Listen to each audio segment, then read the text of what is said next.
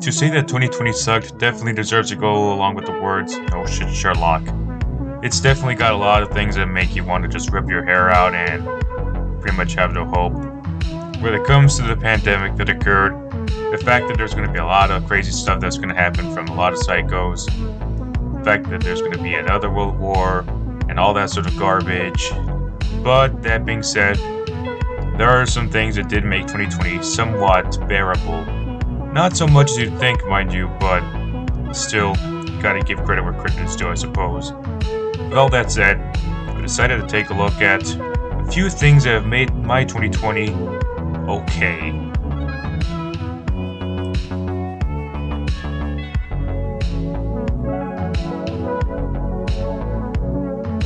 Now, first up, it's the war between Sonic the Hedgehog fans and Birds of Prey fans on Twitter. Now, the Bird app itself is kind of stupid unless you're going to promote your own brand or just be a casual person. With that being said, I'll never forget the time we had Birds of Prey fans defend the movie like it's the next coming of Christ, while going after Sonic the Hedgehog of all movies. Now, Birds of Prey I didn't care about. It was a pretty crappy movie, and it was Warner Brothers trying to make themselves act all ambitious at the time with an R rating and trying to make Harley Quinn the next Deadpool, but Though to be honest, Sonic the Hedgehog wasn't that exciting of a movie either. I kind of prefer Sonic's character in the video games than here. They just made him sort of like the typical live-action incarnation of a character that meets the real world, even though it's more used to the likes of a more cartoony world from his video games. Not saying it's like Alvin and the Chipmunks or all that sort of junk, but it's kind of reminiscent of it. With that being said, it was kind of funny to see Sonic the Hedgehog fans and Birds of Prey fans argue with each other for no goddamn reason beyond, box office, Rotten Tomatoes. It's kind of cringy and also pretty hilarious at the same time. Next up is the binge watch of TCAP content. Now, for those who aren't aware, which you should be, To Catch a Predator was a show that came out years ago as part of Dateline NBC. It was led by Chris Hansen, along with Perverted Justice. It was a pretty cool way to get the predators off the streets by having Chris Hansen read their chat logs after luring them with decoys pretending to be kids on the internet. It's great stuff.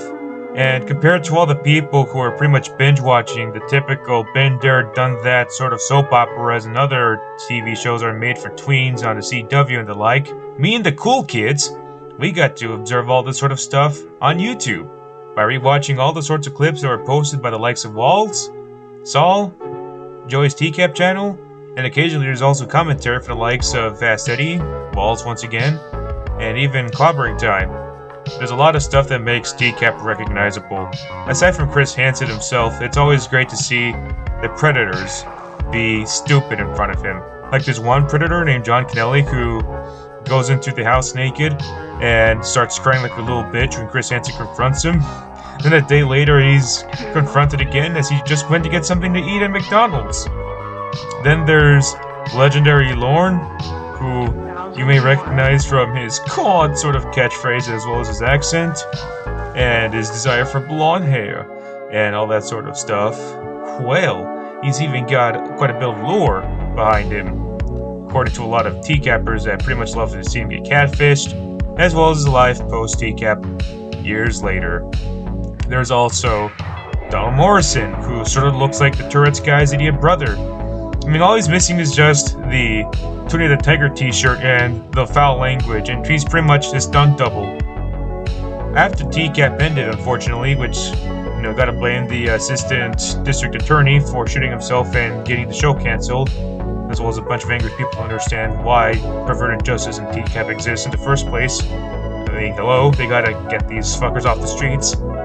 Chris Hansen returned, in Hansen vs. Predator, involved with Crime Watch Daily, and he, as well as a new version of Perverted Justice, who I don't think are the same people, are getting these new fuckers off the streets once again for trying to be sick bastards. There's this one guy named Jeff Sokol who tried to bring in some pizza, which is like the big pizza is like bigger than the size of a small one, but it's not much of a huge difference in the price. There's also this guy named Jesse Velez who, get this, got robbed from his fucking phone store a year before he got caught on TV, And like the way he spoke, as well as his orange shirts or shorts, as well as his Jurassic Park shirt, and the way he says nothing sexual to that nature was just hilarious. And he looks stupid too. There's also the bald predator who was pretty much putting up a scene when he got caught by Chris Hansen. And there's even occasional moments where you got stuff like old bastards trying to hook up onto decoys. They deserve to be called rats or slime or scum by Chris Hansen himself. Sadly, that didn't last as long as TCAP did, and admittedly, I kind of prefer TCAP because it felt a little more colorful than Hansen vs. Predator, which felt a little more serious, but hey, it works. Chris Hansen even returned a while back, assisting a police officer in Detroit with trying to tackle all sorts of human trafficking issues that were occurring at the time, even during the pandemic. You know, let me tell you this. Chris Hansen, even if you had a bit of a rough time back in 2019 with financial issues, is still a legend. I don't think there'd be anyone as devoted to stop being predators as he is. Maybe there's some other guy on YouTube that's like it, but not on the same level as Chris Hansen. Dude's a Chad, and I hope we get to see his legacy continue on with whoever will replace him in a future TCAP sort of show. In terms of video games, now while I understand for a fact that video games have been sort of got a different form of, well, development given the pandemic, but it's kind of funny to see when a lot of people lose their shit over even the smallest of things regarding either specific games or even the companies in general. I mean, in terms of the more familiar stuff for me at least, Super Mario 3D All-Stars has been both loved by fans as well as hated. Sometimes it's because the fans wish there'd be more to make them special, other times there's the typical sort of overly bloated, huge explanation, my opinion matters and yours doesn't, here's why X sucks sort of format that YouTube videos that needs to die. But that being said, it's kind of funny to see how people make either understandable complaints, but then they lose their shit and expand on stuff way too much. Kind of sad, but at the same time kind of funny too. It doesn't stop with Mario, as there's also been stuff regarding the sort of free Melee situation that occurred when Nintendo didn't want Melee's modded sort of copies to be involved. Additionally, outside of Nintendo, there's even complaints regarding how Microsoft handled Halo Infinite in terms of its appearance, not looking quite up to par with the Xbox Series X. And of course, the Xbox Series X looked like a fridge, much like how the PS5 looks like an internet modem. And on top of that, it's just endless sorts of reasonable complaints, funny memes, and the occasional really long bitch fests when it comes to video games. But that being said, there is quite a lot of stuff to enjoy out of video games, meaning this time. Whether it comes to the fact that there's quite a bit of enjoyment out of how so bad it's good it can get when it comes to fucking Cyberpunk 2077, which doesn't look as bad. There's some glitches in there, but hey, it definitely shows why I much prefer stuff to be properly handled before release, you know? But hey, there's even some simpler stuff that actually somehow got more enjoyment than the typical big stuff. You know, like Fall Guys, and especially Among Us, which even if the memes have been sort of pushed aside, Among Us is still quite popular. It definitely shows for a fact that it's kind of sad that games like these definitely feel like they got more attention put in them than the bigger releases. But I kind of prefer the video game sort of online phenomenon related to even older games. I mean, the Super Mario 64, Iceberg, the personalized copy stuff, the Wario apparition, that's all great. There's even stuff like the anti-piracy screens, which are quite creative, extend out of the Mario stuff and into other games, and hell, there's even ones that aren't what you'd expect, like the Spider-Man one I made. I even appreciate certain memes, such as the GTA 5, Lamar roasting Franklin sort of joke. Like overall, it's just really good when it comes to the way older stuff gets more attention and love than the newer stuff, even if it's just for the meme reasons.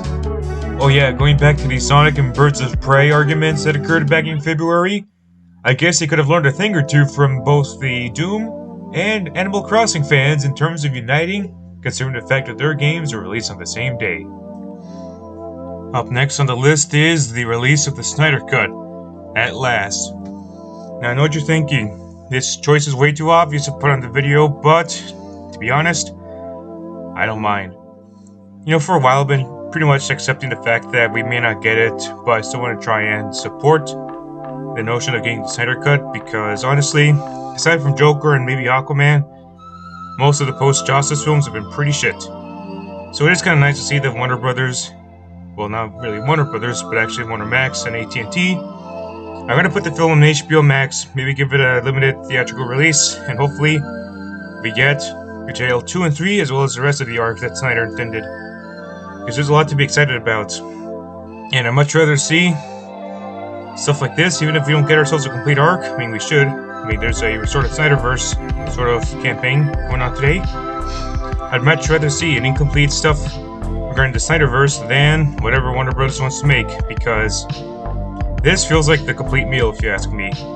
And I'm pretty sure there's going to be a lot of people that won't agree with me. But if you're cool with me, then that's fine. But if you're a verified or some sort of clout seeker, then I don't care what you say. But yeah, Zack Snyder's Justice League, pretty excited about that. On top of that, I can't wait to recreate the trailer for it when we do the Justice Podcast episode devoted to it. And speaking of which, the last thing that made my 2020 worthwhile was the podcast.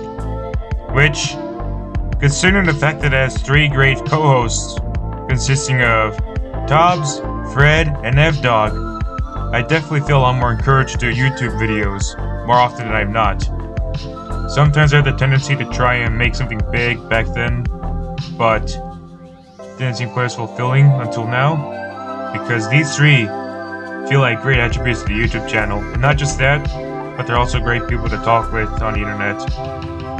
In a way, they're more than just co-hosts. They're friends and almost brothers in a way, because of how great they are to talk with, hang out with, and even call and voice chats and whatnot. And these 3, along with other people that I've collaborated with on YouTube, are just great to talk with. And there's some that I've known in real life. There's some others I've met on the internet that are good. And in a time period where you have certain individuals on social media, be it verifieds or others that want to use people just so they can boost their ego and get likes and retweets, I want to give nothing but huge praise to my friends for being real people, for not being desperate for a clout, and for showing that even if they're flawed, they're willing to be good nonetheless, because they're more than happy to stick with those that care for them rather than just go for likes and retweets. And it's going to be hard for me to pick favorites, but I know for a fact that there are friends of mine who are not into the cloud, but instead looking into having fun on the internet, as well as collaborating with others from time to time. And that's something I love about the podcast. These 3 co-hosts are just like me. We don't want clout, we just want to have fun in making videos and talking. And that concludes my thoughts on 2020 in terms of the nice things that I had. You probably don't want me to make a worst list because it's pretty much unanimous with everybody else's, with a few differences here and there. So I'll just say that I'll see you in 2021. Hope you guys enjoyed this video. See you then, stay safe, and take care. Hope you guys have a happy 2021.